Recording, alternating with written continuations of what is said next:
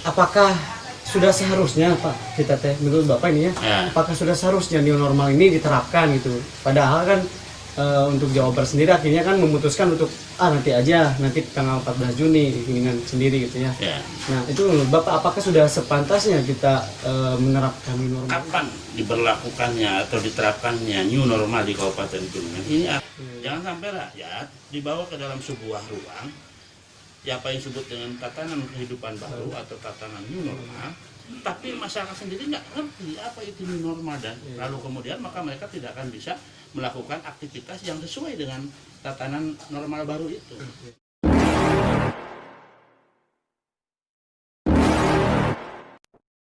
Halo, assalamualaikum warahmatullahi wabarakatuh. Semuanya para penonton kanal YouTube Kuningan Maju, kali ini masih bersama saya Ipat Padlan dalam acara Ipat Bertanya. Tanya apa sih? Nah, di dalam Ipat Bertanya edisi yang ketiga kali ini, Ipat bakalan membahas tidak akan jauh tentang corona gitu ya, tentang COVID-19. Namun akhir-akhir ini mulai baru muncul tentang new normal. Nah, kali ini Ipat Bertanya akan mengangkat tema akan seperti apa new normal di Kabupaten Kuningan. Pada penasaran kan? Nah, kalau pada penasaran, jangan di skip ya, tonton dari awal sampai akhir. Oke?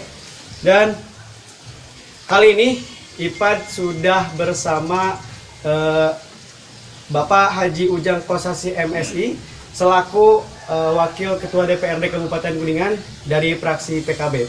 Assalamualaikum Pak. Waalaikumsalam warahmatullahi wabarakatuh. Gimana Pak, kabarnya sehat hari ini Pak? Sehat, alhamdulillah. Tapi sebelumnya minta izin maaf izin Pak ya. Hari ini kita akan membahas tentang new normal di Kabupaten Kuningan. Tapi sebelum Ipat bertanya ke sana Pak, menurut Bapak sendiri apa ya untuk perkembangan COVID-19 di Kuningan ini, menurut Bapak itu seperti apa? Apakah meningkat kah atau menurun, melandai, atau masih stagnan begitu-begitu saja? Baik, terima kasih. Assalamualaikum warahmatullahi wabarakatuh. Waalaikumsalam. Hari-hari ini memang seluruh masyarakat, tidak hanya di Kuningan sebenarnya, termasuk di kabupaten kota lain, bahkan di Indonesia, bahkan di dunia ini sedang dipusingkan dengan apa yang kita sebut dengan virus COVID-19. Kabupaten Kuningan dalam menghadapi COVID-19 ini, karena memang sebuah bencana non alam yang semuanya pasti kaget, semuanya pasti tidak bisa merespon dengan sistematis. Karena apa? Karena virus corona ini sesuatu yang luar biasa, sesuatu yang tidak diduga, sesuatu yang pertama kali di dunia, termasuk di Kabupaten Kuningan. Sehingga kalau pemerintah merespon itu belum bisa seefektif, efisien yang kita harapkan, ya kita harus maklum. Nah, menurut saya, khusus di Kabupaten Kuningan, terkait dengan penanganan virus corona ini sudah kita patut memberikan apresiasi kepada pemerintah. Pemerintah telah berusaha sekuat tenaga, melakukan upaya-upaya, melakukan ikhtiar-ikhtiar dalam menangani COVID-19. Didasarkan atas regulasi yang ada, didasarkan atas peraturan perundang-undangan yang ada, pemerintah daerah juga sudah melakukan upaya apa yang kita sebut dengan upaya penganggaran untuk penanganan COVID-19, apa yang kita sebut dengan refocusing anggaran. Ini berjalan dan bahkan sudah berkali-kali pemerintah melakukan perubahan terhadap APBD.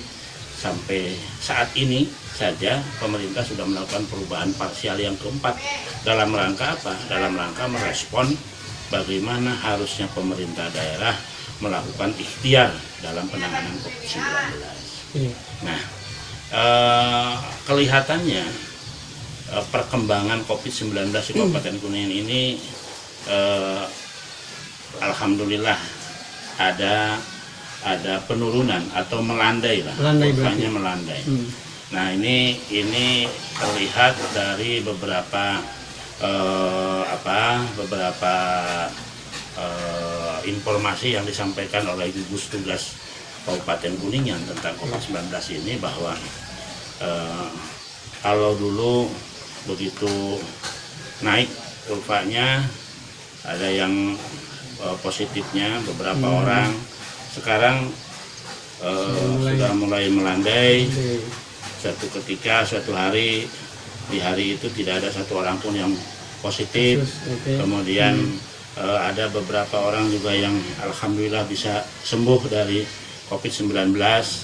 Walaupun sebenarnya masih ada kejadian-kejadian yang di luar dugaan, seperti misalnya di daerah Keramat Mulia, di Cikaso, itu muncul kejadian yang di luar dugaan.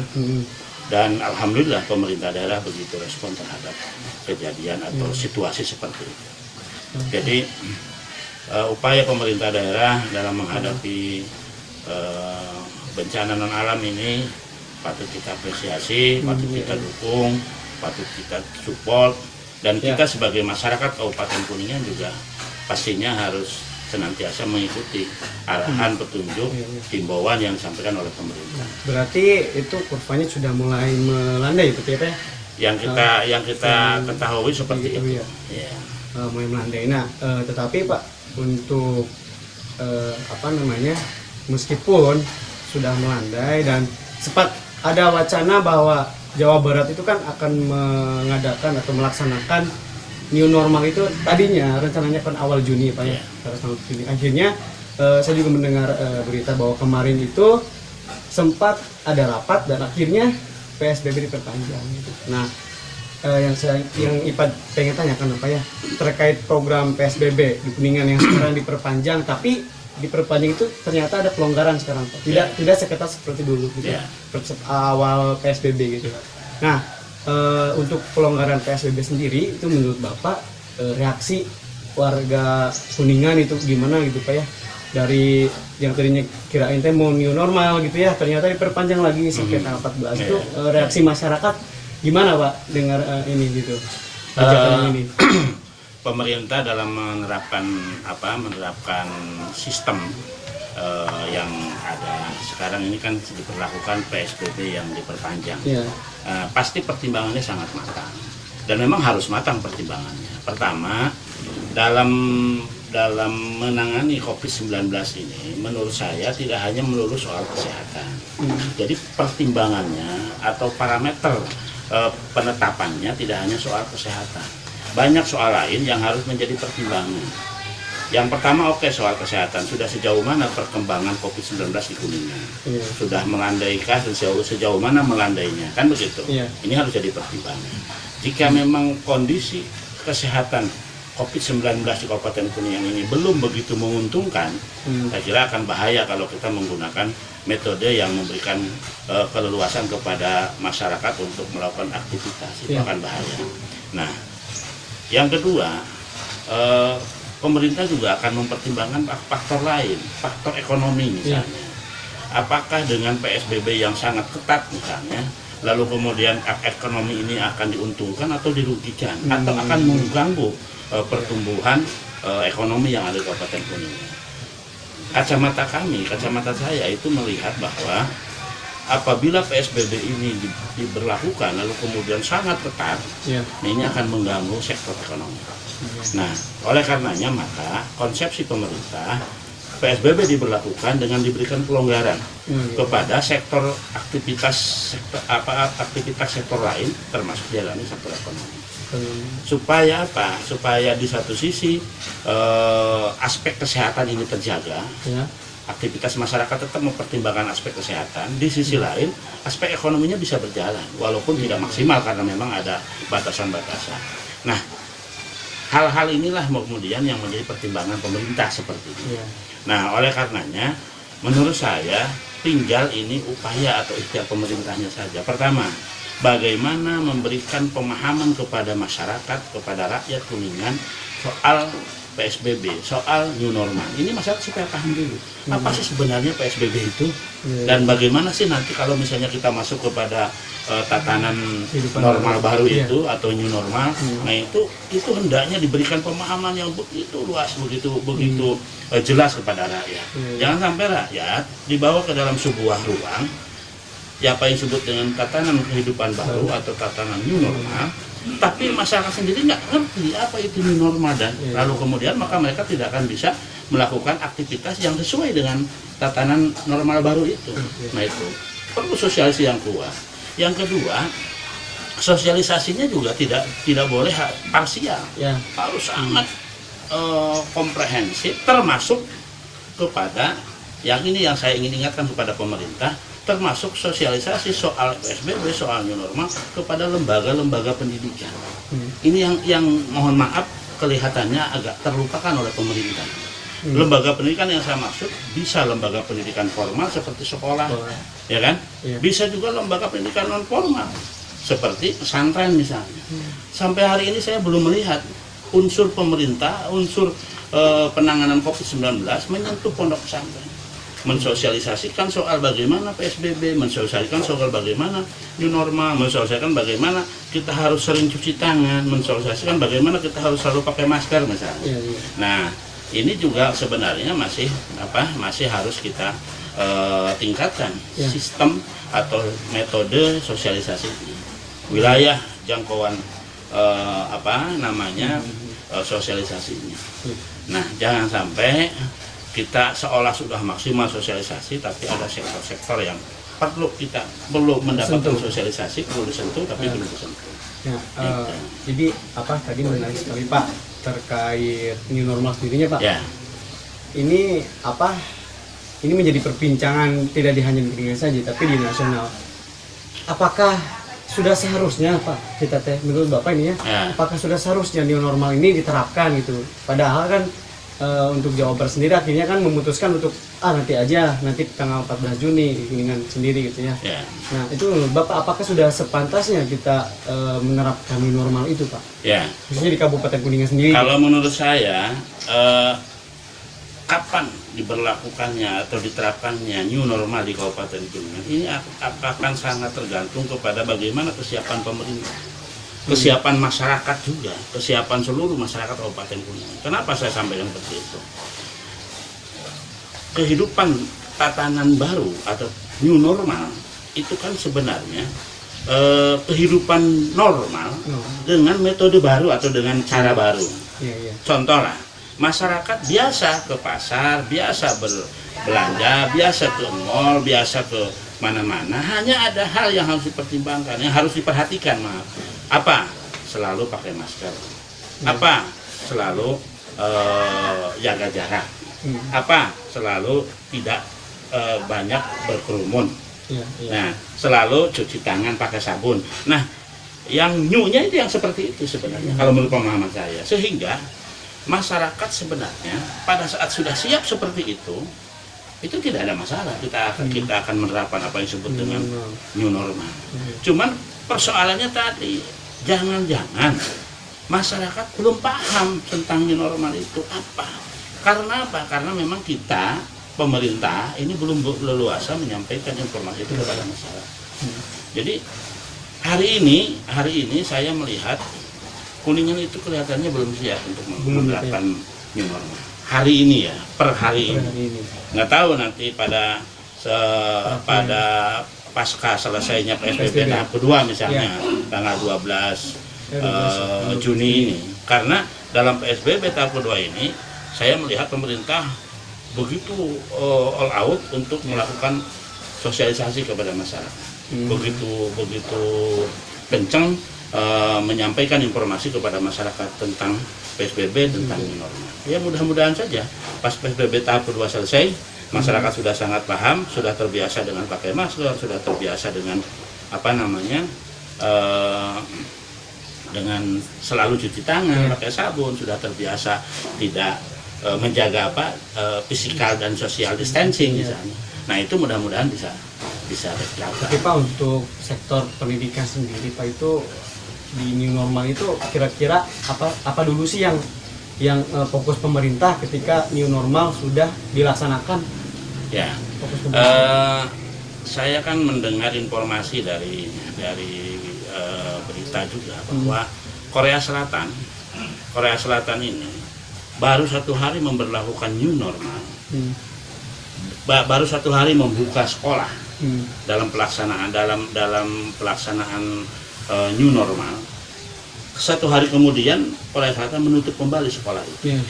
Karena apa? Karena ternyata perkembangan COVID-19 itu setelah dibuka sekolah itu naik kembali. Informasinya begitu menurut berita yang saya tangkap.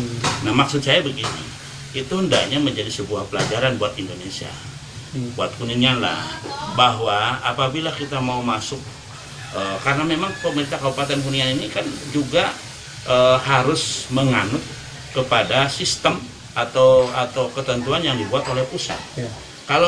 Kalau pemerintah pusat memberlakukan bahwa sekolah dibuka kembali, anak-anak masuk sekolah kembali dengan tatanan kehidupan baru, nah ini mau tidak mau pemerintah Kabupaten Kuningan harus ikut kan begitu. Betul. Nah pertanyaannya, sudahkah kita di Kuningan itu siap mengikuti pola itu? Apabila diberlakukan new normal, anak-anak sekolah masuk kembali. Makanya saya menyampaikan pendapat kepada pemerintah daerah bahwa pertama, sosialisasi tentang PSBB, sosialisasi tentang new normal juga harus masuk ke wilayah pendidikan, ke ruang-ruang pendidikan formal, pendidikan non formal seperti pesantren. Pesantren sampai hari ini yang saya tahu belum pernah ada dari manapun yang mensosialisasikan soal PSBB, yang mensosialisasikan soal new normal, apalagi bicara soal fasilitas. Sudahkah kita lihat di pondok pesantren itu ada fasilitas yang bisa mendukung kehidupan tatanan baru atau kehidupan normal baru? Belum. Sudah adakah wastafel di pondok pesantren yang sudah siap untuk cuci tangan setiap saat? Sudah adakah masker yang numpuk untuk nanti santri dan pak guru ngaji serta serta komunitas pesantren yang ada di sana? Juga belum diperhatikan. Nah oleh karenanya kemarin saya menyampaikan kepada pemerintah, tolong pesantren diperhatikan. Fasilitas menghadapi new normal sudah ada atau belum? Kemudian sosialisasikan kepada warga pesantren untuk bisa masuk ke dalam wilayah dalam ruang new normal. Nah itu. Nah kemudian yang berikutnya yang juga perlu menjadi perhatian serius adalah setelah sosialisasi kuat di lembaga pendidikan seperti sekolah dan seterusnya, maka lalu kemudian sudahkah sarana prasarana di sekolah juga diperhatikan untuk masuk ke dalam kehidupan tatanan baru? Karena apa? Sampai hari ini mohon maaf ini, saya boleh cek lah di Kabupaten Kuningan, sudah ada nggak secara massal, secara serentak atau secara simultan pemerintah melakukan penyemprotan disinfektan di sekolah-sekolah di Kabupaten Kuningan misalnya? Saya belum dengar itu. Saya belum dengar. Yang sudah terjadi itu penyemprotan disinfektan di jalan-jalan, di rumah-rumah, di kampung-kampung, tapi ke sekolah belum. Kalau nanti kebijakan pemerintah pusat bahwa dengan tatanan normal baru lalu kemudian sekolah dibuka, anak-anak masuk sekolah, ini belum kita lakukan, ini saya khawatir. Saya khawatir apa yang terulang, apa yang terjadi di Korea Selatan. Betul. Gitu. Nah mungkin ini yang terakhir Pak ya. Mungkin pesan Bapak kepada pemerintah sebagai pengatur kebijakan yang nantinya akan berdampak kepada masyarakat. Silakan Pak untuk berpesan ke pemerintah seperti apa, dan mungkin nanti pesan juga kepada masyarakat bahwa pemerintah tuh gini loh gitu ya. Silakan Pak.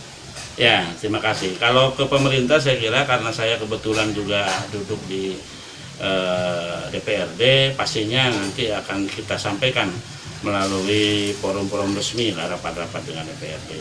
Walaupun ada beberapa yang sering saya sampaikan dengan media lain, dalam hal ini melalui media mainstream atau media sosial. Ya, yang terutama yang ingin saya sampaikan adalah untuk masyarakat Kabupaten Kuningan. saya secara pribadi amat berharap bahwa himbauan pemerintah terkait dengan dalam rangka penanganan COVID-19 ini hendaknya menjadi perhatian yang serius seluruh lapisan masyarakat. Misalnya apabila kita keluar rumah lalu kemudian ke pasar, ke toko, kemana lah dalam rangka melaksanakan aktivitas sehari-hari, jangan lupa pakai masker. Pada saat kita ada di keramaian, hindari kerumunan, jaga jarak, kemudian ya physical distancing dan social distancingnya dijaga. Pada saat kita sudah melakukan aktivitas, selalu cuci tangan pakai sabun. Nah, hal-hal seperti ini adalah hal-hal yang sangat sederhana, tapi ini perlu ditanamkan kepada masyarakat Kabupaten Kuningan. Karenanya, yuk seluruh masyarakat Kabupaten Kuningan, jadi demi keselamatan kita, demi keselamatan seluruh masyarakat di Kabupaten Kuningan, kita ikuti selalu himbauan pemerintah dan selalu melaksanakan apa yang dihimbaukan oleh pemerintah. Itu yang pertama. Yang kedua, pemerintah ini kan dalam rangka menyelesaikan persoalan COVID ini kan luar biasa. Sudah melakukan upaya-upaya atau ikhtiar-ikhtiar, bukan hanya soal aktivitasnya, tapi juga soal anggarannya. Anggarannya begitu besar yang akan digunakan dalam rangka penanganan COVID-19. Supaya anggaran ini efektif, supaya anggaran ini efisien, maka yuk kita dukung. Cara dukungnya pertama, himbauannya kita ikuti. Yang kedua, dalam pelaksanaannya kita perhatikan juga. Jangan sampai nanti pemerintah melaksanakan aktivitas penanganan COVID dengan anggaran rakyat yang begitu besar, lalu kemudian luput dari pengawasan kita bersama. Kita awasi bersama-sama, sehingga tidak ada ruang sedikit pun siapapun untuk bisa main-main dengan anggaran rakyat. Ini saya berharap seperti itu.